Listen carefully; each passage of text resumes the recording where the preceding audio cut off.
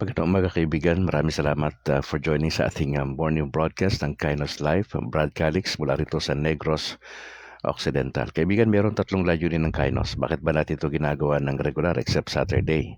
Una, upang samahan ka sa isang makabuluhang paglalakbay. Nakasama si Jesus at ang kanyang salita. Ikalawa, syempre yung balanseng buhay. Hindi puro trabaho, kinakailangan meron kang time for reflection. Pangatlo, ay yung patuloy nating masundan yung kalooban ng Diyos sa ating buhay. Pagbati po sa lahat ng mga kaparian natin sa Luzon, Visayas at Mindanao. God bless. At siyempre, especially yung ating Bishop Patricio Buson dyan sa Diocese ng Bacolod. Kay Father Dominic Diramas, magandang umaga ho, Father. At sa lahat makasama nyo kaparian dyan sa Diocese ng Bacolod. Ang aking parish priest na si Reverend Father Luan Torrefranca dyan sa San Juan Nepomuceno Parish Church. Father Robert, magandang umaga din ho. Kay Bro Simon, kay Bro Kent at sa lahat ng mga kapatiran dyan sa nabanggit na simbahan. Pinabati ko rin si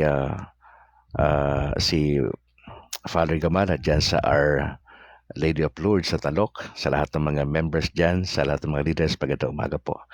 Pagbati rin po sa lahat ng mga kasamahan ko sa Catholic Faith Defenders sa Diocese ng Bacolod. Ganun din po sa Granada, sa Kabangkalan at sa Talok. Magandang umaga po sa Catholic Family. Magandang umaga po sa inyo, Luzon, Visayas at Mindanao. Napakabuti ng Lord sa atin. Nagpapasalamat tayo sa opportunity. Mga kapatid, babasa muna ako ng bago ako magbasa ng talata ay tayo po'y manalangin. Mga kapatid, tayo po'y manalangin. In the name of the Father, and the Son, and the Holy Spirit. Amen. I believe in God the Father Almighty, Creator of heaven and earth, and in Jesus Christ, His only Son, our Lord, who was conceived by the Holy Spirit, born of the Virgin Mary, suffered under Pontius Pilate, was crucified, died, and was buried. He descended into hell. On the third day, He rose again from the dead. He ascended into heaven, and is seated at the right hand of God the Father Almighty. From there He will come to judge the living and the dead. I believe in the Holy Spirit, the Holy Catholic Church, the communion of saints, the forgiveness of sins, the resurrection of the body, and the life everlasting. Amen. Our Father who art in heaven, hallowed be thy name. Thy kingdom come, thy will be done on earth as it is in heaven. Give us this day our daily bread, and forgive us our trespasses, as we forgive those who trespass against us. And lead us not into temptation, but deliver us from evil. Amen. In the name of the Father, the Son, the Holy Spirit. Amen. Mga kapatid, magandang umaga, Luzon, Visayas, Mindanao, sa lahat ng mga kaibigan nating Katoliko worldwide. This is Brad Calix mula po rito sa Negros Occidental. Babasa ako ng ilang talata, mga kapatid, dito po sa Proverbs chapter 5. Kawikaan pangkat-5, ito po ang sabi sa Tagalog. Anak, karunungan ko ay pakinggan, tainga mo'y sa pangunawa ilaan, upang magawa mo ang tamang kapasyahan, at ang mga labi mo'y maghayag ng kaalaman. Pagkat labi ng bawal na babae umaapaw sa pulot, at ang mga halik niya'y may kasiyahang dulot. Ngunit sa huli, mapait siyang tulad ng nakalalasong halaman. Malalim at mahapdi ang sugat na iniiwan. Mga hakbang sa paa niya'y patungo sa kamatayan, daigdig ng mga patay ang patutunguhan. Landas ng buhay hindi niya dinadaanan, naliligaw na siya ay hindi pa niya alam. Yan po ang sabi rito sa Kawikaan, pangkat-5. Magandang umaga, Luzon, Visayas at Mindanao. Dadako na po tayo direkta sa ating reflection for today. Tayo po ay nasa Matthew chapter 7 verses 21 to 23. Didiretso po ng 24. Now, isa po ito sa nakakatakot na sinabi ng Panginoon sa mga tao sa kanyang panahon. Isa po ito sa nakakatakot na talata sa Bagong Tipan na galing mismo sa bibig ng ating Panginoon. Now, ang sabi dyan sa Matthew 7 verse 21, it is not everyone that says to me, my Lord, who enters the kingdom of heaven, but whoever does the will of my Father who is in heaven.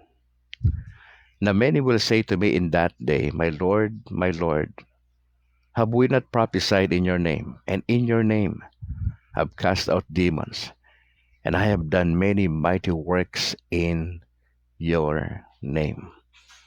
Now verse 23, and then I will confess to them, I have never known you. Remove yourselves far from me, you workers of evil. John Paul Ruby, magandang umaga bro. Maraming salamat for joining sa ating broadcast at sa iba pang mga kasamahan natin. Saan man kayong bahagi ng Pilipinas, magandang umaga po sa inyo. Mga kapatid, isa sa mga nakakatakot na talata sa Bible sa Bagong Tipan, ang kababasa lang ho natin. Si Jesus Christ mismo nagsasalita. Ang sabi niya, hindi lahat na nagsasabi sa akin, Panginoon, Panginoon, ay maari makapasok doon sa kanyang kaharian.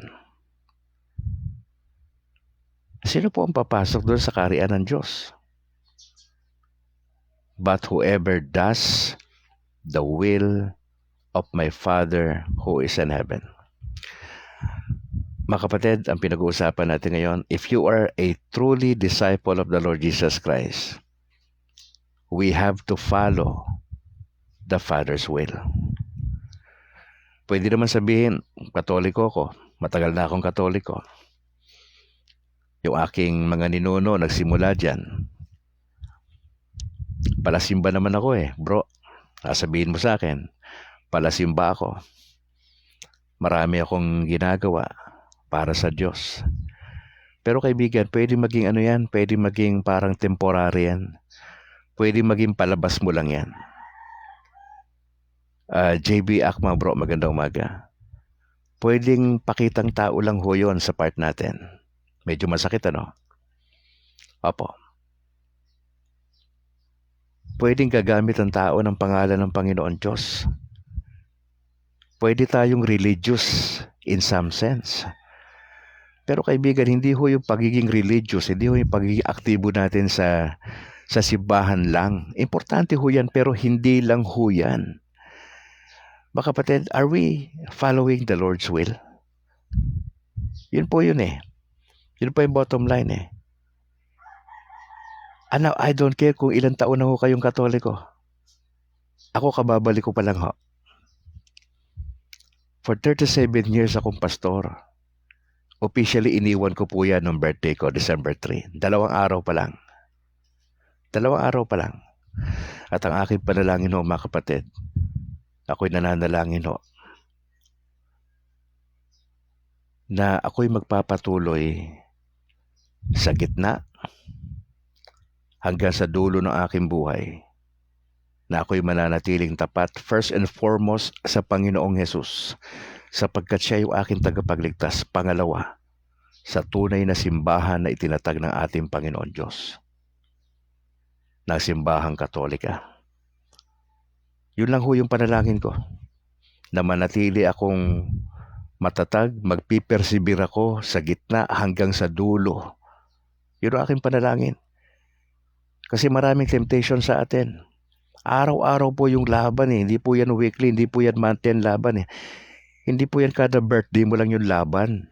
Ang kalaban natin, diablo, mga kapatid. Pangalawa, yung sarili nating pride ang kalaban natin.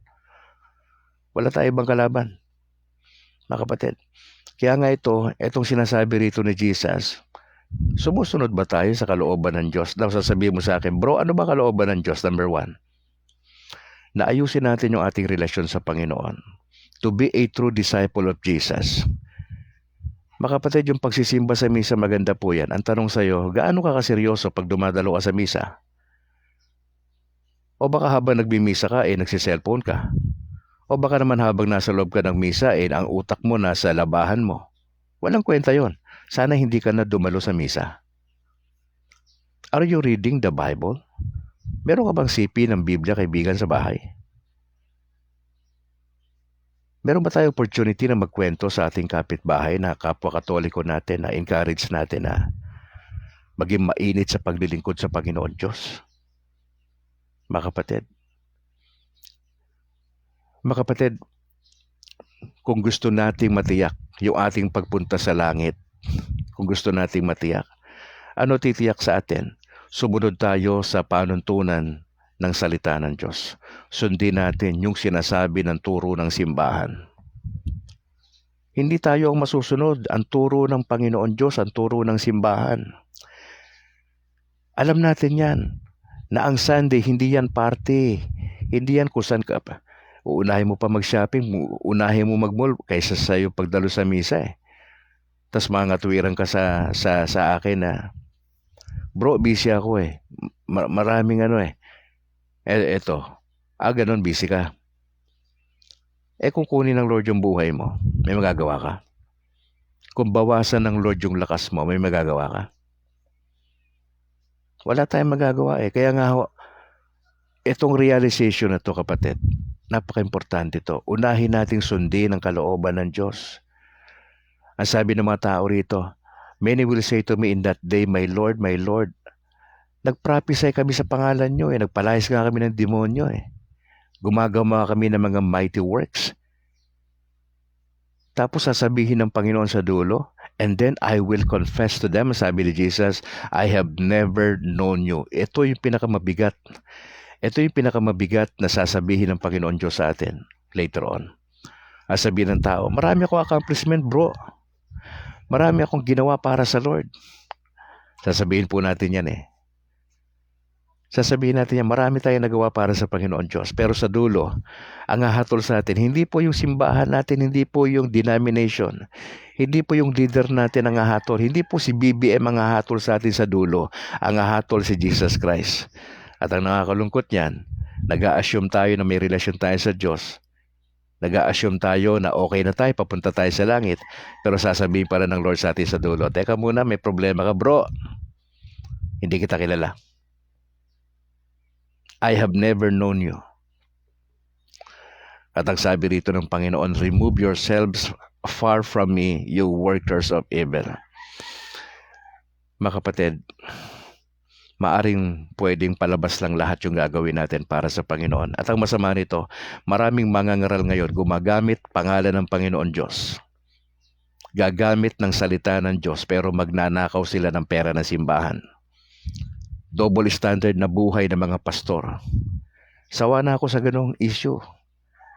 Galing po tayo dyan for 37 years. Official na po natin yung iniwan, mga kapatid.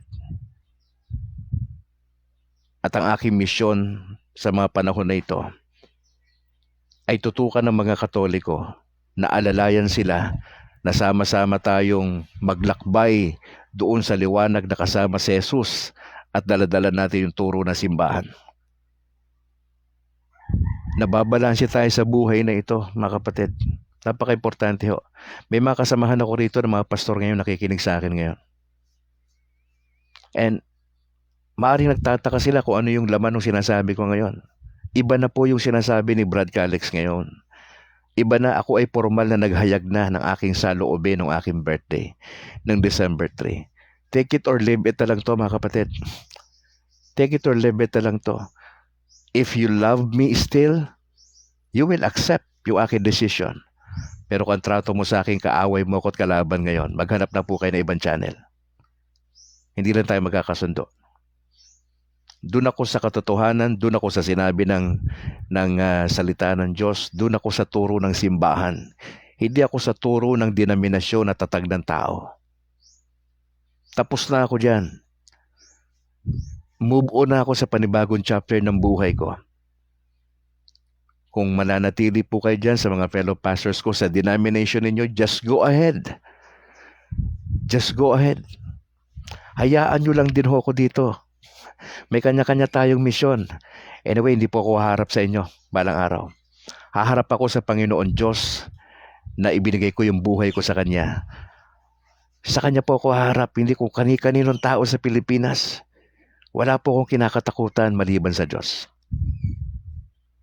Mga kapatid, ito pong binabanggit ng Panginoon, nakakatakot ito. Matthew 7 verse 21.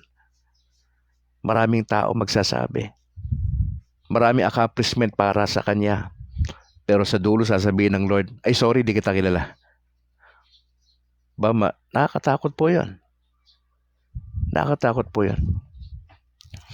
Mga kapatid, a lot of pastors nowadays are not doing the Lord's will.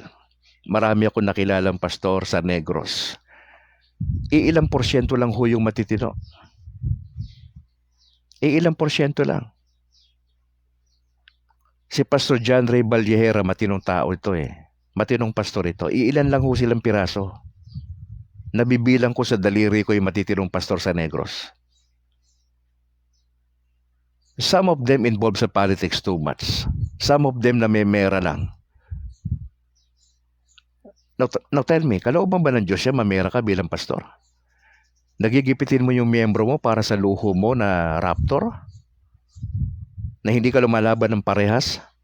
Nagigipitin mo yung mga OFWs para sa luho mo? Na hindi ka lumalaban ng parehas bilang manggagawa ng Panginoon Diyos?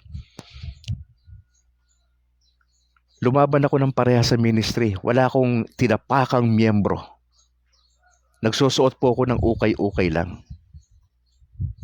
Kaya ko mabuhay ng simple pero disenteng pamumuhay. Lumaban ako ng parehas. Hanggang ngayon lumalaban ako ng parehas. Graduate na ho ako doon. Ibang chapter na ho ito. Ibang alkalixtro na ho ngayon ang kausap ninyo. Pag-uusapan na natin dito yung mga down-to-earth na mga bagay-bagay. Wala tayong lokohan dito. Take it or leave it, masasaktan ka, pasalamat ka sa Panginoon. Pero masasaktan ka, aawayin mo ako. Wala akong time para sa'yo. Lipat ka ng channel. Malaya kang gawin yan. Pero kung seryoso ka sa Panginoon Diyos, manatili ka. Kasi ang desisyon kong sumunod sa Panginoon Diyos, wala na akong magagawa ron eh. No turning back ako. Ang desisyon ko, pinal na. Wala nang pwedeng magkukumbinsi sa akin. Wala na. Wala nang magkukumbinsi sa akin. This is it. Eto na to. Kung bibigyan ako ng Lord ng hanggang 60 years old lang ako, 54 ako ngayon, may 6 na taon ako. Yung 6 na taon na yan, araw-araw yan, gugugulin ko yan para tulungan ang mga Katoliko na maging matino na Katoliko. Hindi mo kailangan lumipat ng simbahan sa Protestante at Evangelical para patunayan mo na totoo ka, hindi mo. Yan po yung big lies na sinasabi ng mga pastor nowadays na iwan daw ang simbahang Katoliko at lumipat daw sa kanilang denomination. Kalokohan po yan. Anong ginagawa nito mga kaibigan natin? Bakit ang pinupuntiran nyo Katoliko? Bakit hindi nyo puntiryahin ng mga iglesia ni Manalo? Ba't hindi nyo puntiryahin ng SDA? Ba't hindi nyo puntiryahin ng mga Freemasonry? Bakit Katoliko yung gustong-gusto nyong puntahan at i-Bible study? Paikuti ng ulo ng mga Katoliko na yan kasi hindi sila nagbabasa ng Biblia. Pues, unti-unti na ho na matatapos ang mission nyo sa Pilipinas. Hindi ho ko papayag na ganyan ang gagawin nyo sa mga Katoliko sa Pilipinas hanggat buhay ako. Hanggat buhay ako. Magpaprangkahan tayo ng magpaprangkahan.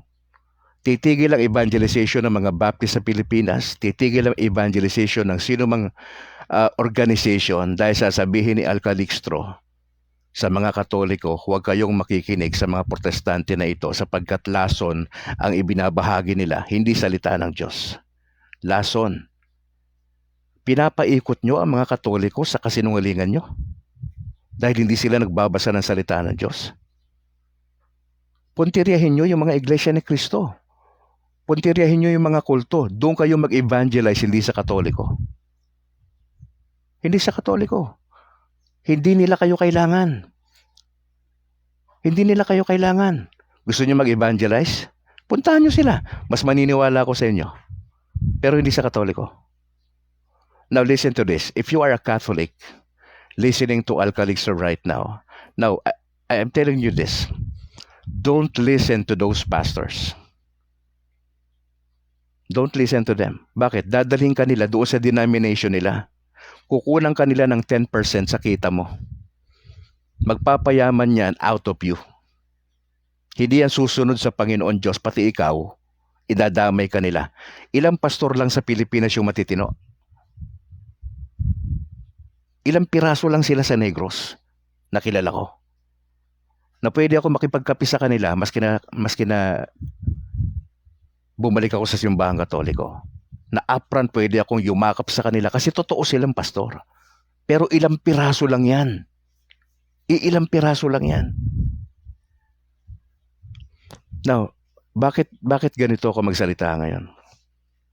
Mga kapatid, napagod na ako sa kasinungalingan ng mga mangangaral sa panahon natin. Napagod na ako sa double standards ng mga pastor sa Pilipinas.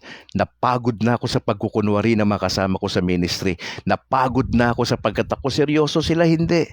Ako willing mag-sacrifice, wala akong sweldo.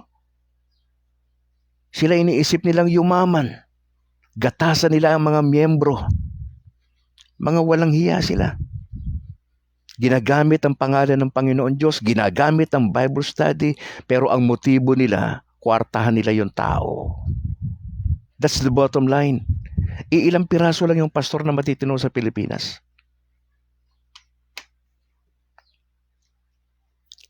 Kaya nga ito nakakatakot itong Matthew 7 na to eh. Marami magsasabing pastor, missionary, evangelist, even Katoliko magsasabi, marami silang accomplishment. Pero sa dulo sasabihin ng Lord, hindi kita kilala. Hindi ba't nakakatakot yan?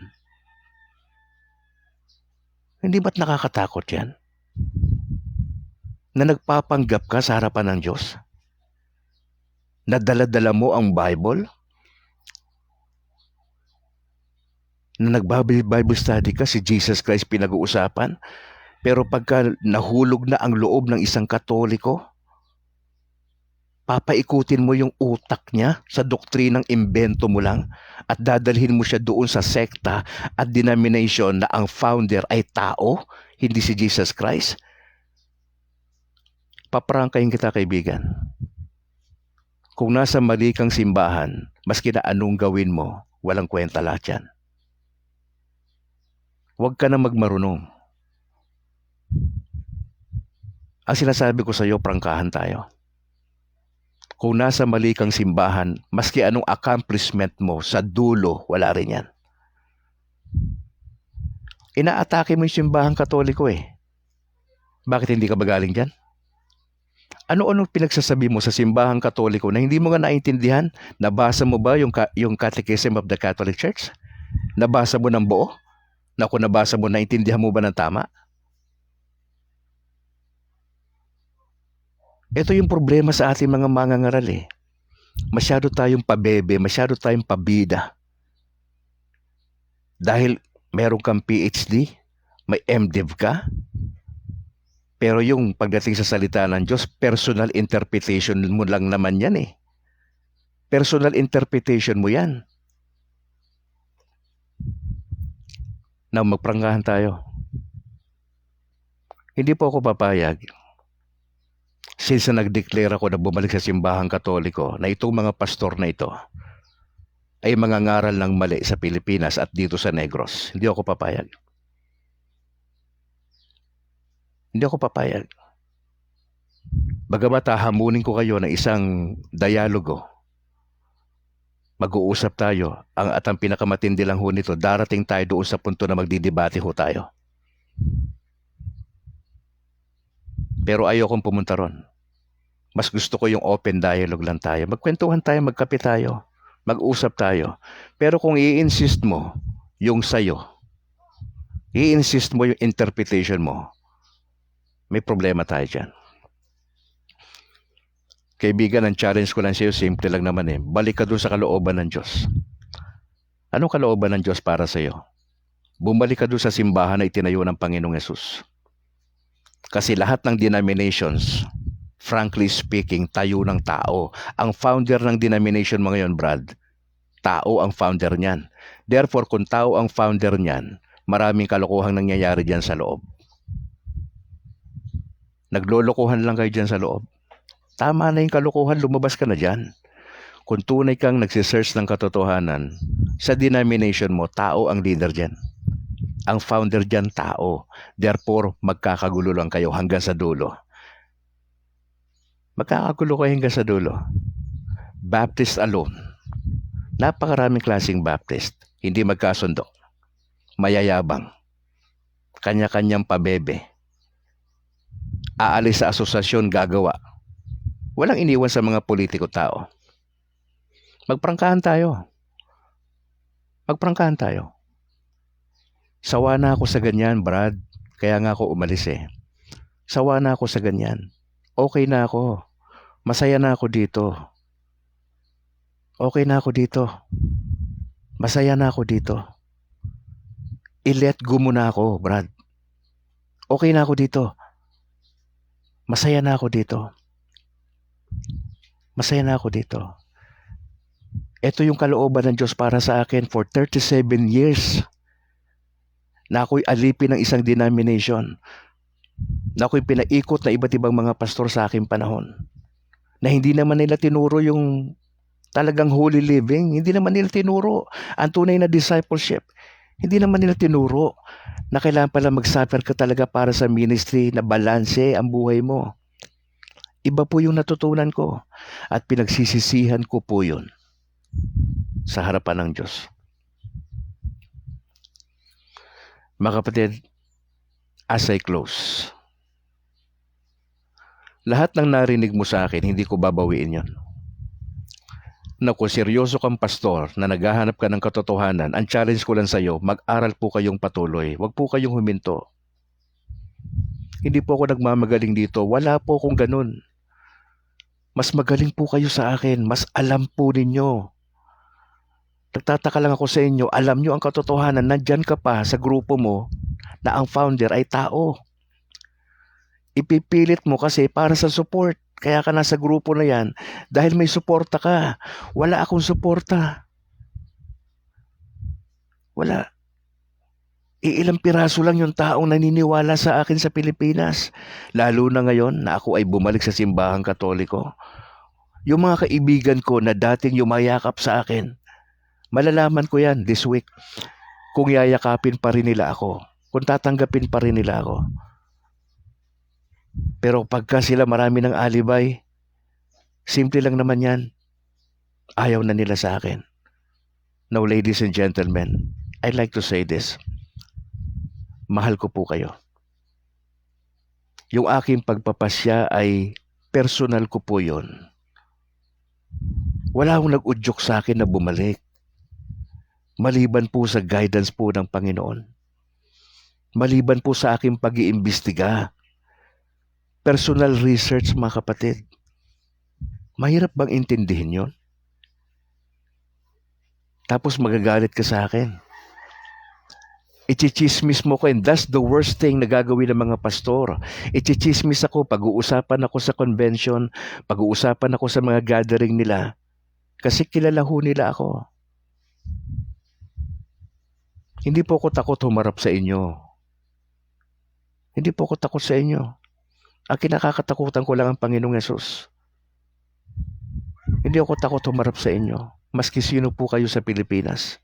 Magpaprangkahan po tayo in your face. Sasabihin ko sa iyo kung ano yung mali mo. In a loving way. Mga kapatid, hindi ako pwede mag-recant sa sinasabi ko. This is it. This is the will of God for me. At ang kalooban ng Diyos para sa iyo, I'm talking to you Catholic. At this very moment, if you are a Catholic, be a genuine Catholic. Don't entertain those Protestant pastors. Don't ever entertain those evangelical pastors simula sa araw na ito. Sabihin nila, Bible study. Sabihin nyo lang, meron kaming sariling Bible study sa grupo namin. Ganun kasimple. Para humina itong mga denominations na ito na protestante. Ganun kasimple. Don't ever entertain them. Marami silang pinagagawa na hindi na ho biblical. Dito na kayo, wag na kayong umalis. Hindi nyo kailangan lumipat. May konting problema, mag-usap lang, kape-kape lang yan. Andito ko para tumulong. Nilagay ako ng Lord dito, ipinabalik ako rito sa simbahan na to, meron akong gagawin dito sa simbahan ng Panginoong Jesucristo. Hindi ko sasayangin yung oras ko sa simbahan na ito na itinatag ng Panginoon Diyos na hindi ko ma-accomplish yung ipinapagawa ng boss ko, ng commander-in-chief ko na si Jesus Christ. I am ready to face those pastors na maraming sasabihin sa akin.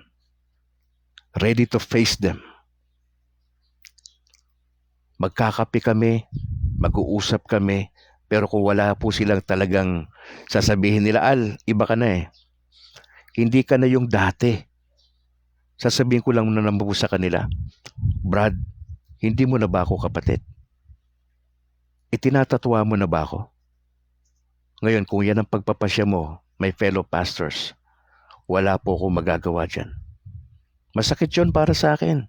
Kasi hindi mo na pala ako kapatid eh. Dahil po sa akin desisyon. Hindi mo na pala ako kayang irespeto. Wala po akong magagawa doon. Pero ito lang pakiusap ko para sa iyo, kaibigan. Hayaan mo ko na gawin ang kalooban ng Diyos para sa akin. Kung meron akong 6 na taon para mabuhay, hindi ko sasayangin yung 6 na taon na yan para alalayan, alagaan, gabayan, first and foremost, ang mga Katoliko sa Negros Occidental. Hindi ako papayag na manghihimaso kayo ng mga pastor sa bawat lugar at magtuturo kayo ng poison na pangangaral. Hindi ako papayag. Hindi ako papayag. Mangangalampag ako sa bawat parishes at i-encourage yung mga kaparian sa buong Negros na magkaroon ng napakaraming Catholic faith defenders sa bawat diocese at mga parishes. Palakasin ang puwersa ng mga sundalo ng Panginoon Diyos para sa sino mang banta, sa sino mang papasok ng mga Protestante at Evangelical at magba-Bible study sa mga Katoliko, wala sila mapapala. Sapagkat itong mga Katoliko na ito ay matututo na depensahan yung kanilang pananampalataya kay Kristo. Mga kapatid, maraming salamat for joining. That's all for today. 6:57 at sa aking mga fellow pastors, mga kaibigang pastor, kung gusto nyo kong kausapin, just let me know. Willing po akong humarap sa inyo at makipagdialogo. Pero wag na muna ngayon ha, baka next year kasi medyo busy na tayo itong December. At alam ko marami kayong ginagawa sa inyong mga denominations. I still respect you. I salute you, my fellow pastors. Hayaan nyo lang po ako dito sa pinapagawa ng Lord sa akin. Tandaan nyo, hindi tayo magkalaban. Ang kalaban natin si Satan. Ang kalaban natin yung mga kulto ng mga sekta sa Pilipinas. Yun ang kalaban natin. Mas maniniwala ako sa'yo na nag-i-evangelize ka kung pupuntahan mo yung mga kulto. Huwag mo nang pakialaman ang mga Katoliko simula sa araw na ito. Mas irerespeto kita kung gagawin mo yan. Ako, maraming salamat mga kaibigan for joining sa atin 6:58 ng umaga at maraming salamat po. Tayo po'y manalangin. Ama, salamat po sa umagang ito. Isa sa pinaka-nakakatakot na text sa Bible, yung binanggit ng Panginoon sa Matthew 7. Maraming assuming na tao sa panahon namin sa Pilipinas, pero ayaw naming maging assuming kami. Gusto namin sa dulo, haharap kami sa inyo na malinis po. Panginoon Diyos, tulungan niyo po ang mga kapwa ko Katoliko. Manindigan sa pananampalataya, yakapin si Jesus Christ at ang turo ng simbahan at ipaglaban ang pananampalatayang ito simula sa araw na ito. Ang sino mang nagnanais ganapin ang kalooban ng Diyos, sisimulan to sa araw na ito, hindi bukas. Ang araw na ito na December 5 ay napakahalaga sa buhay ng entire Catholic sa Pilipinas sapagkat idinideklara ko sa araw na ito sa mga nakikinig sa broadcast na ito na simula sa araw na ito ay maninindigan na ang Katoliko sa kanyang pananampalataya. Siseryosohin mo na, kaibigan, ang pagiging Katoliko mo. Siseryosohin mo. Hindi ka magdo-double standard. Susunod ka sa kalooban ng Diyos. Magiging aktibo ka sa pagdalo sa mga misa sa parish na kung saan miyembro ka. Huwag kang maglaro sa Christian life mo. Seryosohin mo ang buhay Kristiyano.